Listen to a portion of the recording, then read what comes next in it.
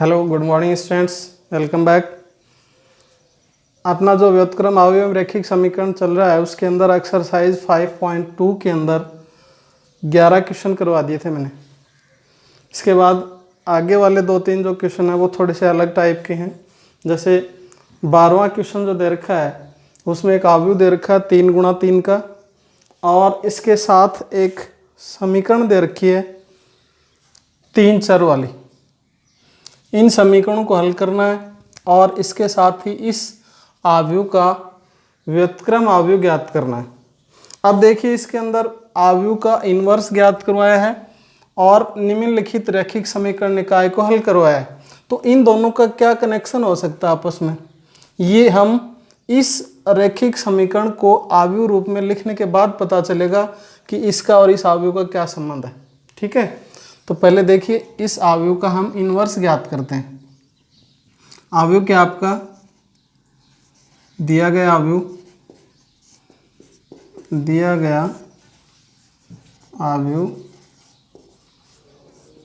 ए, ये अपने को दे रखा है 1 2 0 -2 1 -2 0 3 1। इस अवयव का अगर इन्वर्स ज्ञात करना हो तो सबसे पहले कोई भी अवयव हो उसका अगर हम इन्वर्स व्युत्क्रम ज्ञात करते हैं तो सबसे पहले उसकी व्युत्क्रमणीयता और अव्युत्क्रमणीयता की जांच की जाती है। ठीक है, तो जांच करने के लिए इस अवयव को सारणिक रूप में लिखेंगे। सारणिक का मान ज्ञात करेंगे 1 2 0 -2 1 -2 0 3 1। ये सारणिक रूप हो गया। सारणिक का मान प्रथम पंक्ति के अनुदिश प्रसार करते हैं तो 1, पंक्ति को छोड़ दो, स्तंभ को छोड़ दो, 1 को 1 से गुणा करेंगे 1, 3 को -2 से करेंगे -6 और माइनस का चिन्ह इसलिए क्या हो जाएगा +6। फिर -2 की जगह क्या हो जाएगा +2। इस पंक्ति को छोड़ दो, स्तंभ को छोड़ दो, 2 को 1 से गुणा करेंगे 2, 3 को 0 से गुणा करेंगे 0, फिर प्लस आगे 0, 0 के साथ कुछ भी गुणा करेंगे क्या हो जाएगा 0। ठीक है, इसके बाद ए 6 और 1 क्या हो गए 7, 7 को 1 से गुणा करेंगे 7, प्लस 2 को 2 से गुणा करेंगे 4। सारणिक का जो मान है वो निकल के आया 11, जो नॉट इक्वल 0, अतः ए इनवर्स का अस्तित्व होगा, अस्तित्व है। अब जब ए इनवर्स का अस्तित्व है तो फिर इसके अंदर हम क्या करेंगे, इस अवयव के प्रत्येक अवयव का सेकंड अवयव ज्ञात करेंगे। तो अवयव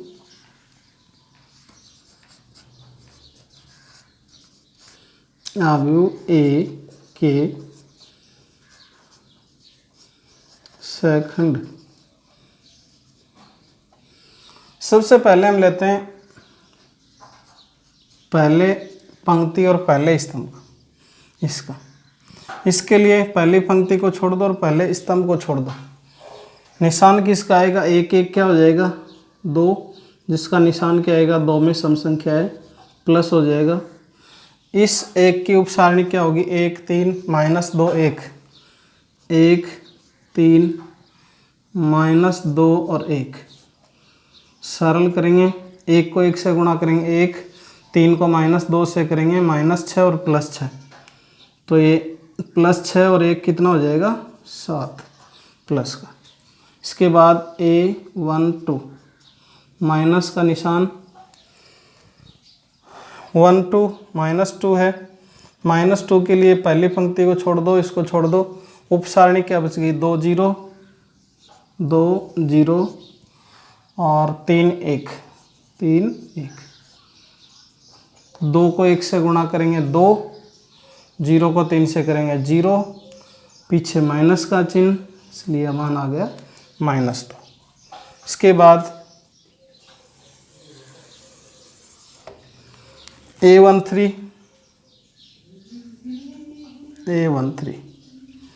पहली पंक्ति तीसरा स्तंभ प्लस का चिन्ह इस पंक्ति को छोड़ दो, स्तंभ को छोड़ दो, उपसारणी क्या बच जाएगी 2 1 0 -2। 2 को -2 से गुणा करेंगे -4, -4 में से 1 को 0 से करेंगे 0, क्या आ गया -4। फिर दूसरी पंक्ति पहला स्तंभ 2 और 1 3 माइनस का चिन्ह, इस 2 की उपसारणिक स्तंभ को इस पंक्ति को छोड़ दो, स्तंभ को छोड़ दो, -2 0 और -2 1, -2 को 1 से गुणा करेंगे -2, ये 0 से गुणा होके क्या हो जाएगा 0, -2 और पीछे माइनस है +2, फिर a2 2 प्लस का चिन्ह 2 2, दूसरी पंक्ति दूसरा स्तंभ 1, इसकी उपसारणिक पंक्ति को छोड़ दो, स्तंभ को छोड़ दो, 1 0 0 1 1 0 0 1, 1 को 1 से गुणा करेंगे 1, उसमें से 0 घटाएंगे आ गया 1, फिर a2 3 माइनस का चिन्ह, क्योंकि 2 और 3 कितने 5, विषम संख्या, माइनस का चिन्ह। दूसरी पंक्ति तीसरा स्तंभ 3 है, इसकी उपसारणिक पंक्ति को छोड़ दो, इस स्तंभ को छोड़ दो, 1 -2 1 -2 और 0 -2, ठीक है। -2 को 1 से गुणा करेंगे क्या हो जाएगा -2, 0 से इसको गुणा करेंगे तो क्या हो जाएगा 0, -2 पीछे माइनस है इसलिए क्या हो जाएगा +2, फिर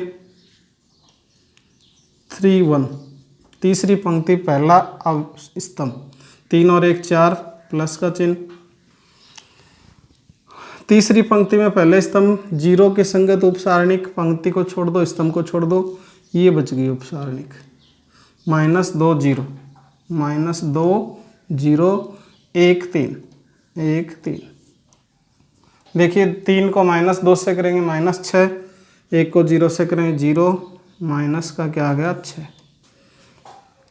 फिर a3 2, 3 और 2 5 माइनस का चिन्ह, 3 2 का मतलब तीसरी पंक्ति दूसरा स्तंभ, इसके संगत पंक्ति को छोड़ दो, स्तंभ को छोड़ दो, उपसारणी क्या आ गई 1 2 0 3 1 2 और 0 3,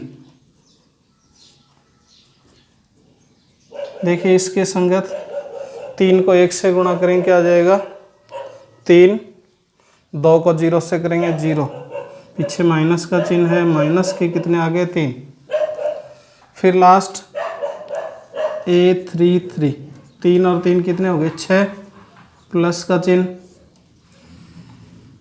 3 3 1 के संगत उपसारणिक पंक्ति को छोड़ दो और स्तंभ को छोड़ दो, तो ये बच गया 1 2 -2 1 1 2 -2 और 1, 1 को 1 से गुणा करेंगे 1, -2 को 2 से करेंगे -4 और माइनस का चिन्ह इसलिए +4 और 1 कितने हो गए 5। ये आ गए प्रत्येक अवयव के सेकंड अवयव। अब सेकंडों से बनी अवयव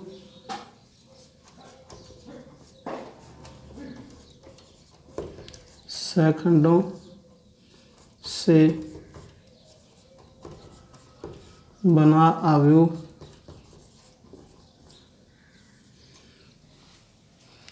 यहाँ पर लेते हैं बी अवयव लेते हैं सेकंडों से बना हुआ, क्या देखिए a11 का 7, a12 का -2 और a13 का मान है -4, 21 का है 2 और 22 का है 1 और 23 का 2, 31 के लिए -6 और 32 के लिए -3, 33 का है 5। ये आ गया सेकंडों से बना हुआ अवयव भी आ गया। अब क्या ज्ञात करेंगे इनवर्स ज्ञात करने के लिए एडजॉइंट ऑफ ए, तो एडजॉइंट ऑफ ए क्या होता है बी का ट्रांसपोज अर्थात बी का परिवर्त अवयव। एडजॉइंट ऑफ ए, बी का ट्रांसपोज, बी का परिवर्त आव्यूह क्या होगा, पहली पंक्ति को पहला स्तंभ बना दो, 7 -2 और -4, दूसरी पंक्ति 2 1 2, तीसरी पंक्ति में -6 -3 5। ये अब एडजॉइंट ऑफ ए भी आ गया। क्या ज्ञात करना है, ए इनवर्स। ए इनवर्स के लिए क्या होता है, एडजॉइंट ऑफ ए अपॉन सारणिक का मान, यही सूत्र है। ए इनवर्स सारणिक का मान देखिए क्या निकला है, 11 प्लस के धनात्मक वैल्यू 1/11। एडजॉइंट ऑफ ए है 7 -2 -4 और 2 1 2, -6 -3 और 5। ये आपका ए इनवर्स का मान, ठीक है। अब इसके बाद एक चीज जो पूछी इसमें, ए इनवर्स ज्ञात कीजिए, वो तो हो गया। रैखिक समीकरण निकाय जो है, इस रैखिक समीकरण निकाय को आव्यूह रूप में लिखेंगे, ठीक है। तो समीकरण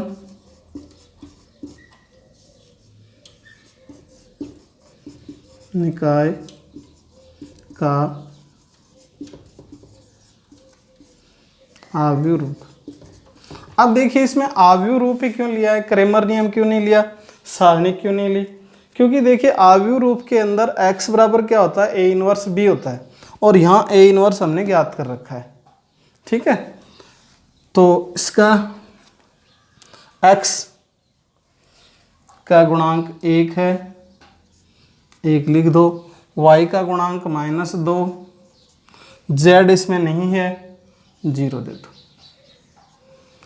फिर दूसरे समीकरण में x का गुणांक 2, y का गुणांक +1, z का गुणांक 3। तीसरे के अंदर y का गुणांक -2, x का नहीं है तो x वाले को 0 दे दो, y का -2 है और z का गुणांक 1। x y z 3 चर हैं, x y z बराबर में क्या दिया हुआ इन समीकरण में, 10 8 और 7। तो एक स्तंभ आव्यूह हो गया 10 8 7। इस आव्यूह को a से व्यक्त करेंगे, ये x हो जाएगा और ये b हो जाएगा, ठीक है। अब यहाँ b लिया है, ऊपर भी b ले रखा है, तो इसको क्या ले लो, c ले लो, c आव्यूह ले लो, कोई नहीं।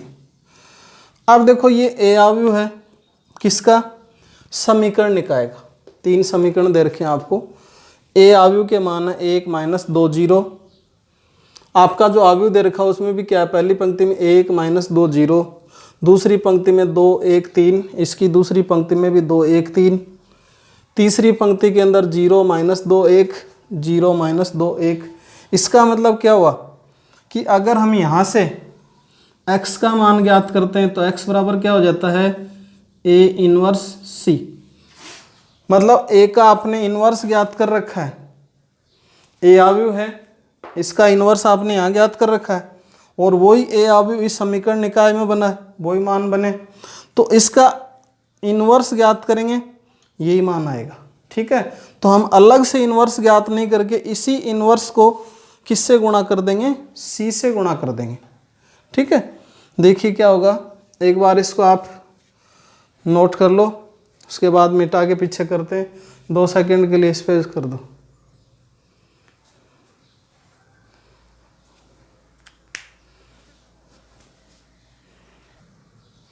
देखिए ए इनवर्स का मान और c का मान, तो x बराबर हो जाएगा, ए इनवर्स का मान दिया हुआ उसमें कितना, 1/11।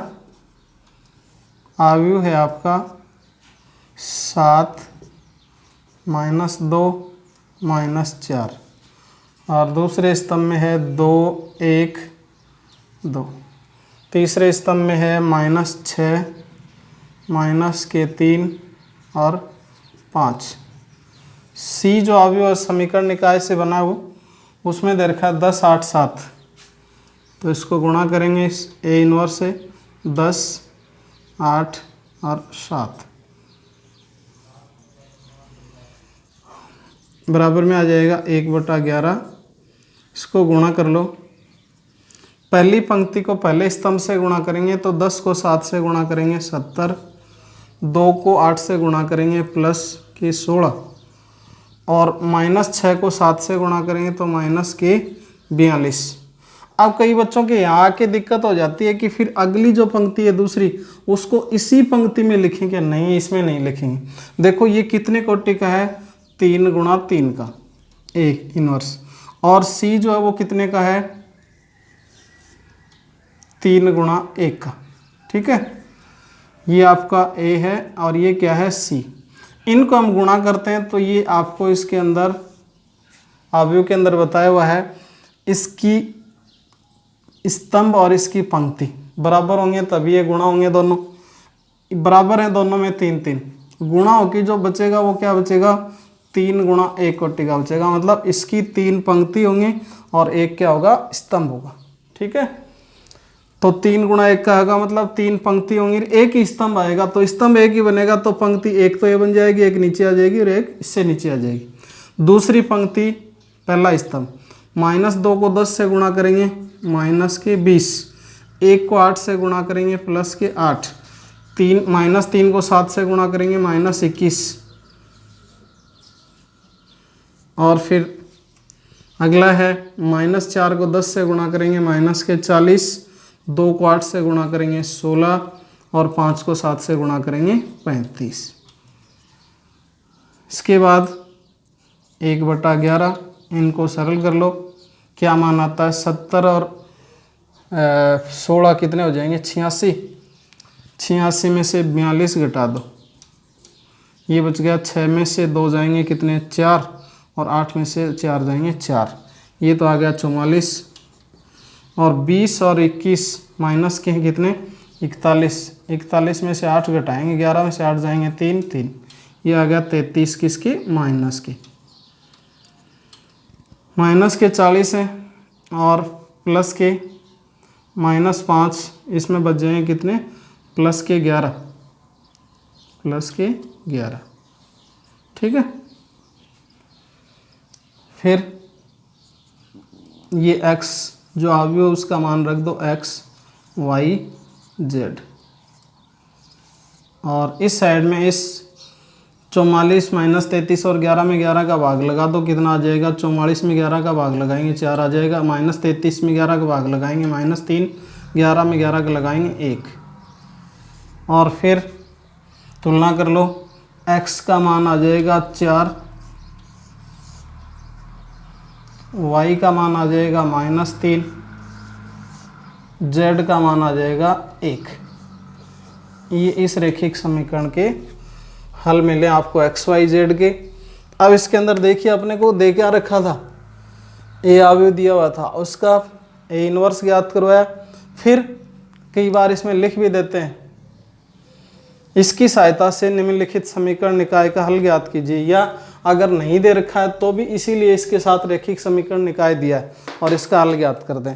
तो किसी न किसी रूप में इस समीकरण का इस अवयव से कोई कॉन्टेक्ट है, संबंध है, और वो संबंध यही था कि इस समीकरण निकाय को हमने अवयव रूप में लिखा, तो ये अवयव और जो अपने को अवयव दे रखा है प्रश्न में वो दोनों अवयव सेम है, और उसका हमने इनवर्स ज्ञात किया। तो इस समीकरण निकाय वाले अवयव का भी इनवर्स क्या आएगा, यही आएगा। ठीक है, इसको इनवर्स वही मान लेके और सी से अर्थात ये जो लास्ट में ले रखा है इसका उससे गुणा कर देंगे, एक्स वाई जेड का मान आ जाएगा। इस एक्स वाई जेड को इस समीकरण निकाय में रख के देख लेना, संतुष्ट हो जाएगा।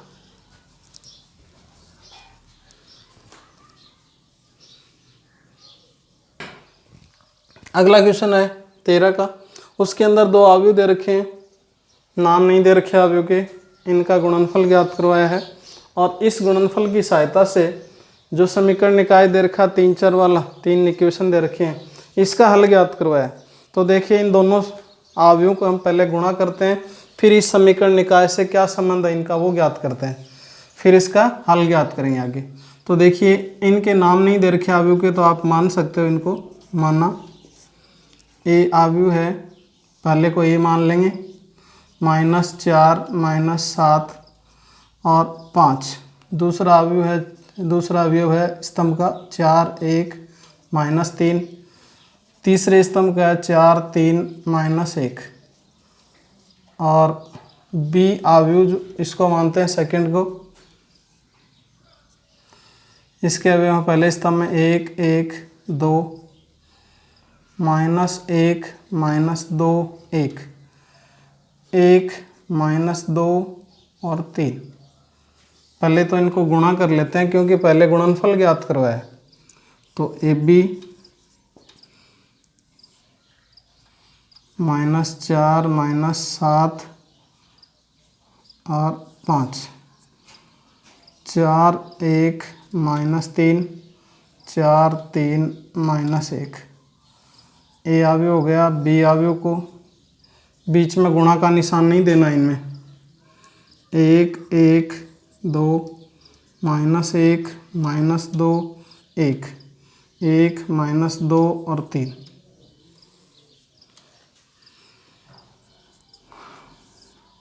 तीन गुणा 3 का ही पहला, 3 गुणा 3 का ही दूसरा है।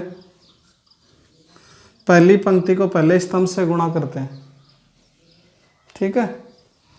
-4 को 1 से गुणा करेंगे -4,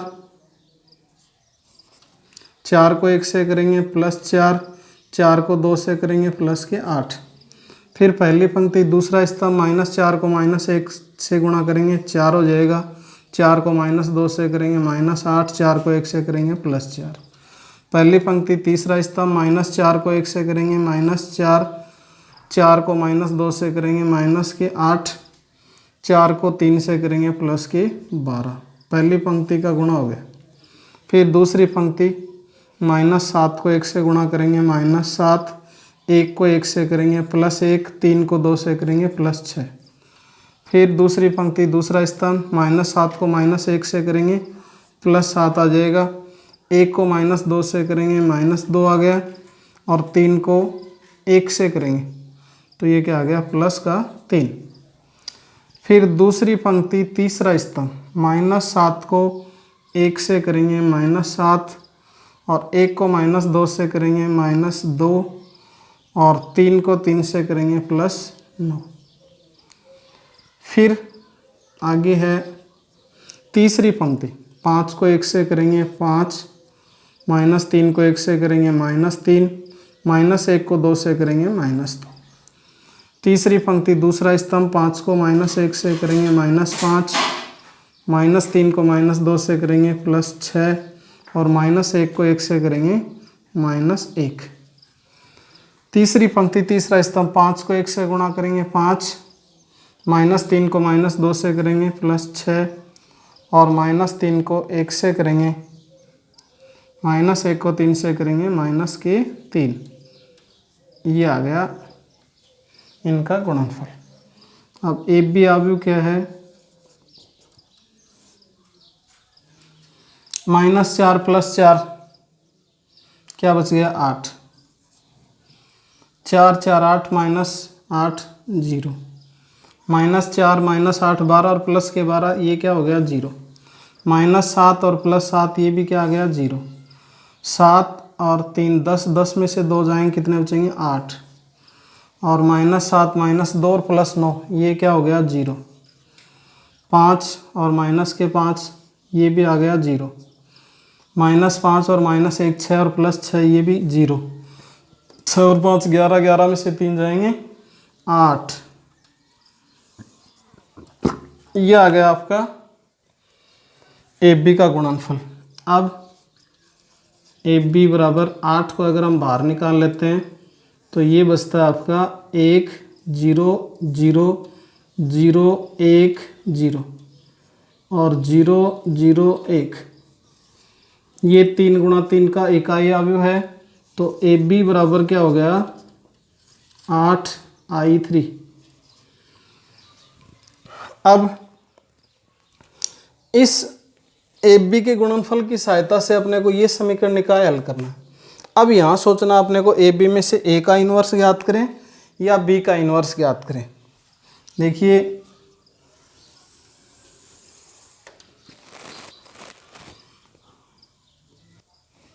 अब देखिए ए 1/8 है बी, क्योंकि 8 जो I3 से गुणा है 8 को ए बी के नीचे भेज देंगे तो 1/8 ए बी बराबर क्या आ गया I3। अब यहाँ से अपने को ए का इन्वर्स ज्ञात करना है, बी का इन्वर्स ज्ञात करना है, वो हम रैखिक समीकरण में देखेंगे। देखो ये एक आव्यूह है, ये दूसरा आव्यूह है, ये आपका रैखिक समीकरण निकाय है। इसमें 1 -1 और 1 इनमें नहीं है, 1 -1 और 1, ठीक है।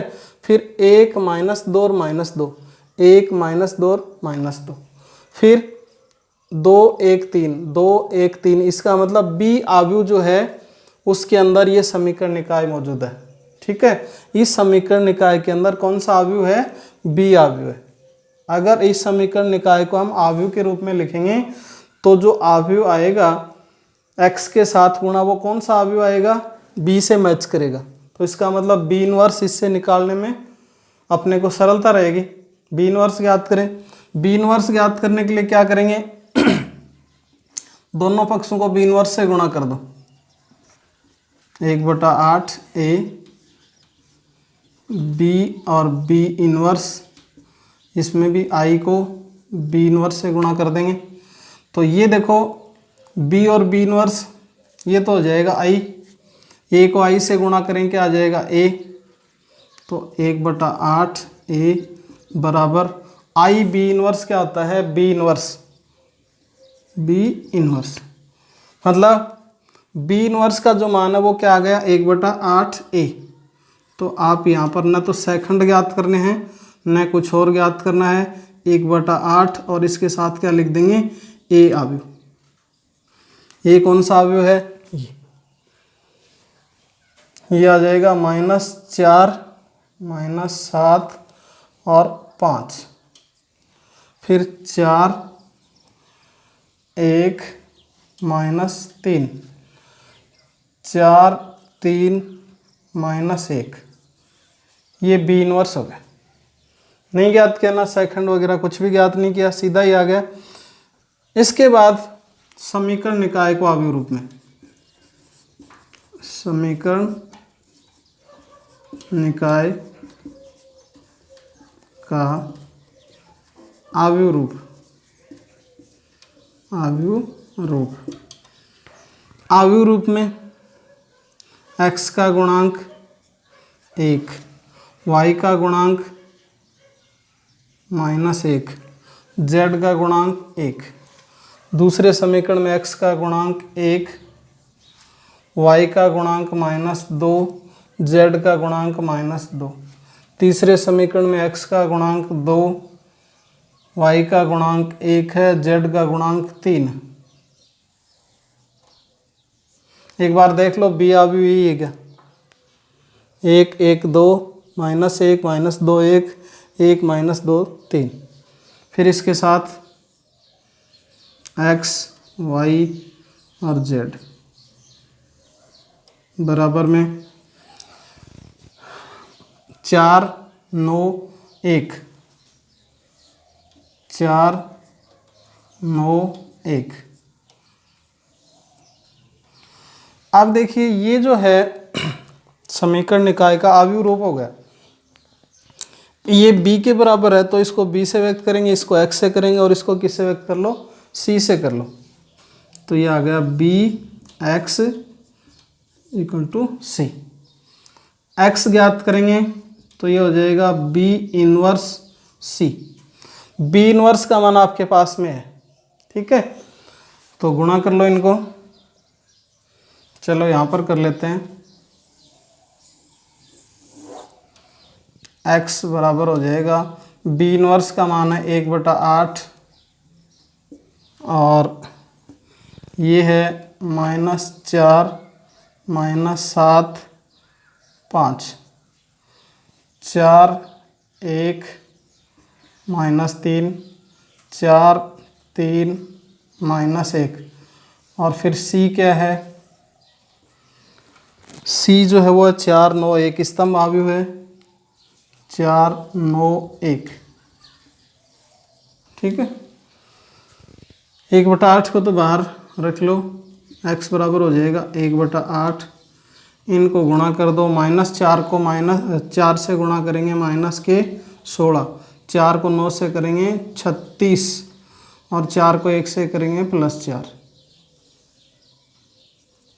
-7 को 4 से गुणा करेंगे -28, 1 को 9 से करेंगे +9, 3 को 1 से करेंगे +3, फिर 5 को 4 से गुणा करेंगे 20, -3 को 9 से करेंगे -27 और -1 को +1 से करेंगे -1, फिर 1/8 क्या मान आ गया, 36 और 4 40, 40 में से 16 घटाएंगे 20 और 24 बच गए, 28 माइनस के हैं और 12 किसके हैं, प्लस के, तो 12 घटाएंगे तो ये बच जाएंगे 16, ठीक है। 20 और 28 तो ये बच गए माइनस के कितने, 8, ठीक है। x को आव्यूह रूप में लिख दो, x y z, और इसमें 8 का भाग लगा दो, 24 में 8 का भाग लगाएंगे 3, 16 में लगाएंगे 2 और -8 में लगाएंगे -1, इनकी तुलना कर लो, x बराबर आ गया 3, y बराबर आ गया 2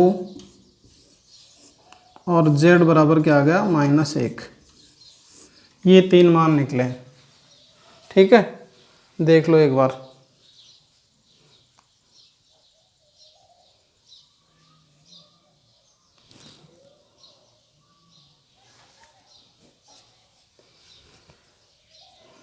माइनस के 16 हैं भाई, -16, तो ये -2 आ जाएंगे, ये भी -2 आ जाएंगे, क्योंकि -28 में से 12 घटाएंगे, -16 बचेंगे, y का मान भी -2।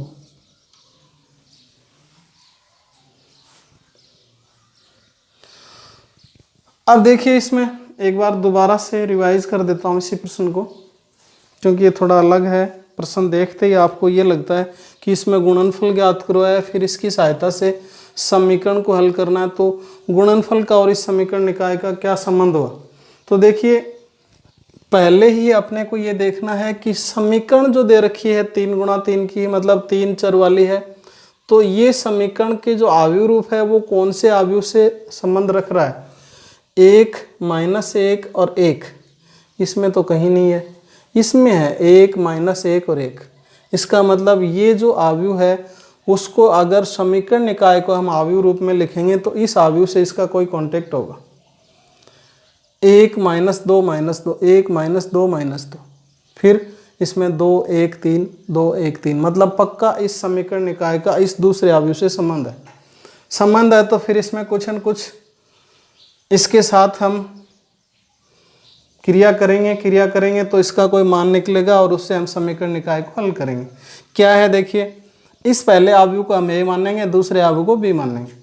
सबसे पहले प्रश्न के अंदर इनका गुणनफल ज्ञात करवाया है, तो ए को बी से गुणा कर देंगे, बी को ए से नहीं करेंगे, ए को बी से करेंगे, ए और बी, ए आव्यूह और बी आव्यूह, ये आव्यूह का दोनों का गुणनफल ध्यान से करना है अभी, सीधी सी बात है। अगर इसमें थोड़ी सी भी कहीं मिस्टेक हो गई, 1 प्लस माइनस में हो गई, या 12 की जगह आपने 13 लिख दिया, या कोई भी एक डिजिट अगर चेंज हो गया, तो लास्ट वाले जो मान है वो मैं आपको बार बार बता रहा हूँ, ये आप चाहे प्रैक्टिकल करके देख लेना, बच्चों की ये गलत होते हैं। जो भी हम टेस्ट वगैरह लेते हैं उनमें चाहे कितना भी कुछ भी हो, लेकिन छोटी मोटी गलती तो ज़रूर कर देता है, और गलती करने का मतलब लास्ट वाले जो आंसर है वो नहीं आते हैं, तो फिर समीकरण ही याद करवा रहा है, इसमें तो समीकरण का मान ही सही नहीं आएगा तो प्रश्न गलत होना ही है। तो ये ध्यान से करना है गुणा, पहली पंक्ति पहला स्तंभ, दूसरी पंक्ति पहली पंक्ति दूसरा स्तंभ, पहली पंक्ति तीसरा स्तंभ, पहली पंक्ति में आ जाएंगे, फिर दूसरी पंक्ति पहला स्तंभ यहाँ आ जाएगा, दूसरी पंक्ति दूसरा स्तंभ, दूसरी पंक्ति तीसरा स्तंभ, ठीक है। गुणा होने के बाद में क्या है, 8000008, इसका मतलब ये कोई इकाई अवयव बन रहा है। 8 को अगर कॉमन ले लेते हैं तो 100010001, मतलब ये इकाई मैट्रिक्स बन रहा है, इकाई अवयव। और कितनी कोटि का? 3 गुणा 3 का, इसलिए इसको I3 लिखेंगे। ए बी बराबर क्या आएगा? 8I3। अब इस समीकरण से ए बी बराबर 8I3 से हम इसमें क्या ज्ञात करेंगे? या तो ए का इन्वर्स ज्ञात करें या बी का इन्वर्स ज्ञात करें। तो ए इन्वर्स ज्ञात करने से तो कोई फायदा नहीं है, क्योंकि इस समीकरण निकाय का किससे संबंध है? बी से है। तो बी इन्वर्स ज्ञात करेंगे। इस I3 के साथ जो 8 गुणा है उसको ए बी के नीचे भेज दो। 1/8 ए बी बराबर क्या हो गया? I3।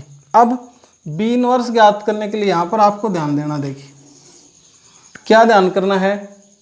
बी इन्वर्स ज्ञात करना है तो दोनों पक्षों को बी इन्वर्स से गुणा कर दो।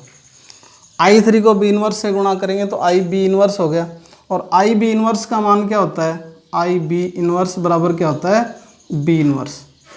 ठीक है, बी इन्वर्स इसका मान क्या हो जाएगा? आई, और ए आई इसका मतलब क्या हुआ? ए। तो 1/8 है आई बी इन्वर्स मतलब बी इन्वर्स। ठीक है, बी इन्वर्स करने तो आपको सेकंड अवयव ज्ञात करना पड़ा, न कुछ और, सीधा सा ही आ गया। बी इन्वर्स बराबर 1/8 है। ए अवयव आपके पास में ये रहा, मतलब बी इन्वर्स का मान क्या आ गया? 1/8 ए अवयव, ए अवयव ये रहा। अब समीकरण निकाय को अवयव रूप में लिखेंगे हम, तो ये अवयव रूप हो गया। इस अवयव रूप में इसकी तुलना किससे करेंगे? इस अवयव से करेंगे, ये देखो, या फिर ये रहा भी ऊपर वाला ही है। ये और ये दोनों सेम है, तो इसको आप कौन सा नाम दोगे? ए नहीं दोगे, क्या लिखोगे? बी। और ये एक्स है और ये सी। एक्स बराबर क्या हो जाएगा? बी इन्वर्स सी हो जाएगा। बी इन्वर्स का मान आपके पास पहले से निकालने की आवश्यकता नहीं है। बी इन्वर्स को किससे गुणा कर लो? इस सी से गुणा कर लो और एक्स का मान आ जाएगा। 1/8 को बाहर रहने दो, ये 1/8 है अर्थात बी इन्वर्स है, तो बी इन्वर्स का मान है 1/8 ए, और ए का मान ये है, सी का ये है। इसको गुणा करें। गुणा करने के लिए देखो, प्रथम पंक्ति को प्रथम स्तंभ से गुणा कर लो। यहाँ थोड़ा आपको ध्यान रखना है, क्योंकि ये कितनी कोटि का है? 3 गुणा 3 का। और ये कितने का है? 3 गुणा 1 का। मैच कर रहे हैं, मैच कर रहे हैं, तो फिर जो अवयव बनेगा वो कितने का बनेगा? 3 गुणा 1 का बनेगा। मतलब उसमें 3 पंक्ति होंगी और एक स्तंभ होगा। 1 पंक्ति, 2 पंक्ति और 3 पंक्ति। तो पहली पंक्ति में, दूसरी पंक्ति में और तीसरी पंक्ति में स्तंभ क्या होगा? 1 होगा। -4 को 4 से गुणा करेंगे -16, और 4 को 1 से 4 9 से करेंगे 36, और 4 को 1 से करेंगे 4। 36 और 4 40, 40 में से 16 घटाएंगे 24 बचेंगे प्लस के। -7 को 4 से गुणा करेंगे 28, 1 को 9 से करेंगे 9, और 3 को 3 से करेंगे 9। 9 और 3 12, प्लस के तो 12 और माइनस के 28, तो माइनस के 16 बच जाएंगे। 5 को 4 से करेंगे 20, -3 को 9 से करेंगे -27, और -1 को 1 से करेंगे -1। माइनस के तो 27 और 1 -1 28, और प्लस के 20, तो माइनस के 8 बच गई। अब x जो ले रखा आपने उसको अवयव रूप में लिख दो, XYZ। इसमें 8 का भाग लगा दो, 3 -2 और -1। तुलना कर लो, x बराबर 3 आ गया, y बराबर -2 और z बराबर -1। ये मान XYZ के आप इसमें किसी भी समीकरण में रख दो, संतुष्ट करेंगे इसको। x का मान कितना है? 3।